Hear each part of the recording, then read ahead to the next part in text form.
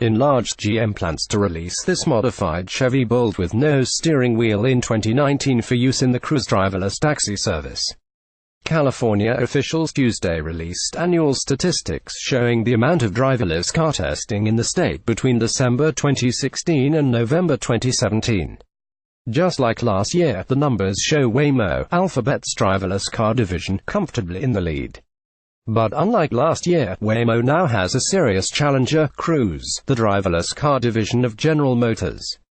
Just like last year, Waymo's driverless cars logged hundreds of thousands of miles on California roads. And both this year and last, its cars were able to go more than 5,000 miles between disengagements, situations where a safety driver has to take the wheel. But last year, Waymo didn't have any serious competition. Cruise only logged 10,000 miles in 2016, and a safety driver had to take the wheel every 35 miles, on average. Other companies did even worse. This year, things are different. Cruise vehicles drove a respectable 131,000 miles. And safety drivers only had to intervene once every 1,250 miles. Cruise clearly still has ground it needs to make up. But the company is improving fast, and it's easy to imagine Cruise closing the gap entirely in the next year or two. Meanwhile, if anyone else is going to pose a serious threat to these two leaders, it's not apparent in the California data. No one else logged more than 10,000 miles on the state's roads in 2017, nor did any other company report a disengagement rate better than once every 160 miles. The new data reinforces the view of other industry analysts who see GM and Waymo as the industry leaders. But it also suggests that GM is rapidly narrowing the technology lead Waymo has enjoyed for years. And it suggests that these two companies could leave everyone else in the dust. Cruise is catching up to Waymo in California. It's important not to read too much into the California data. The number of disengagements is a self-reported number, so there's always a danger of companies under-reporting to make themselves look better. And these numbers only cover California. We know that lots of companies, including Waymo, are testing heavily outside the state. With all that said, the report's one of the few places where we can get direct head-to-head comparisons between various driverless car companies, and the gaps these reports show us are stark that they almost certainly reflect real differences in company accomplishments. In its new report, Waymo said its cars go around 5,600 miles between disengagements. To put that into perspective, if Waymo gave one of its cars to someone with a 10-mile commute, that person would only need to take over the wheel about once a year, on average. That's impressive, but it's not much of an improvement from last year's report, when Waymo averaged around 5,100 miles per disengagement. By contrast, Cruise appears to be making rapid progress. This is apparent in its annual numbers, where it went from 35 miles per disengagement in last year's report to 1,250 miles per disengagement this year. And it's also clear if you look at the monthly statistics provided in this month's report. At the start of the year, Cruise was way behind Waymo, both in terms of miles tested and its disengagement rate. But Cruise has been gaining fast. For the last 3 months of the reporting period, September, October, and November, Cruise vehicles were going 5,200 miles between disengagements, while Waymo vehicles were traveling 8,000 miles per disengagement. Waymo was still ahead, but not by very much. And Cruise CEO Kyle Vogt believes that Cruise is well positioned to gain more ground on Waymo in the coming months. For one thing, Vogt has argued that Cruise gets a lot more value per mile of testing than Waymo. Cruise has focused on testing its vehicles in San Francisco, a dense urban area full of construction cones, emergency vehicles, and unpredictable pedestrians and cyclists. Waymo, by contrast, has done much of its testing in suburban Silicon Valley and the even more suburban Phoenix metropolitan area. Vogt argues that cars on suburban streets just don't encounter interesting situations nearly as often as they would in a big city, which means they learn less from each mile driven.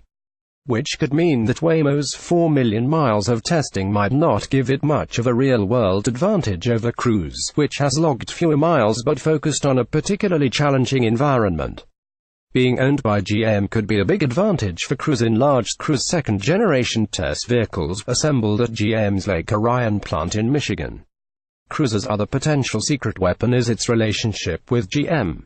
Once a company like Waymo or Cruise has designed the software and sensors necessary for a driverless car, the next step is to bake that technology into hundreds, thousands, and eventually millions of vehicles.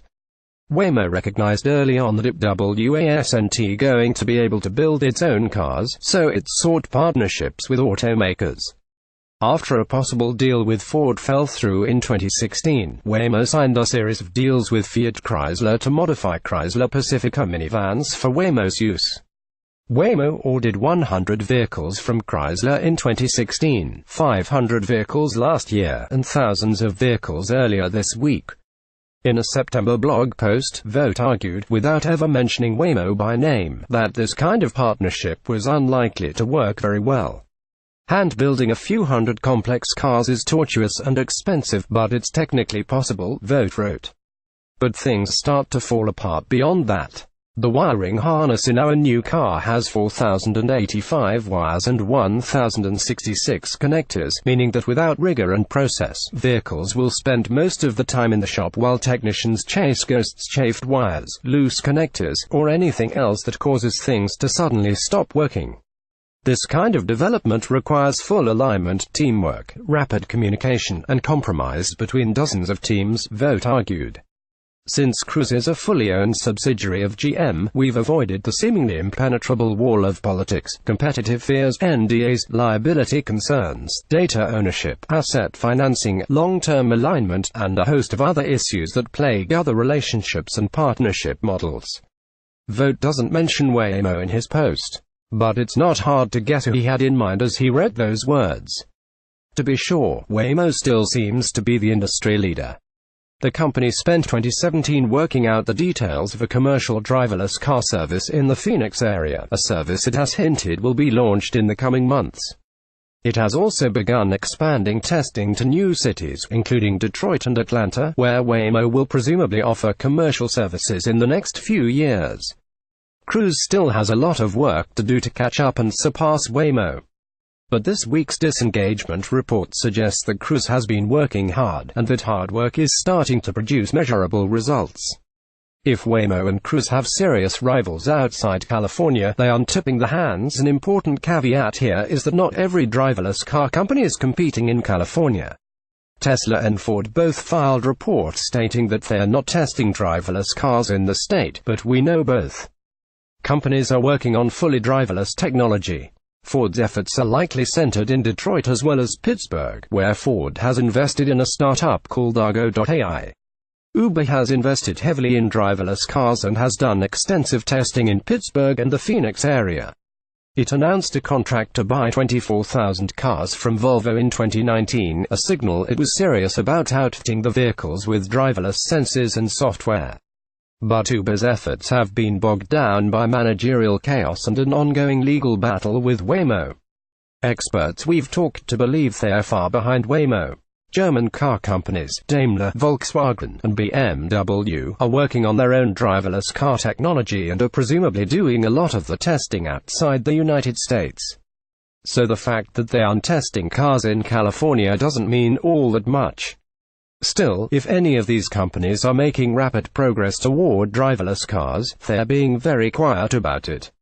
When I talked to people in Phoenix, they said most of the driverless cars they saw belonged to Waymo or Uber. When I got a test drive from Volkswagen's Audi last summer, the company mostly talked about its plans to add advanced driver assistance technology to its vehicles, not on building the kind of fully self-driving vehicles that Waymo and Cruise are working on. So right now, it looks like Waymo and GM's Cruise are the industry leaders. We'll have to wait to see if a surprise challenger emerges over the next year or two.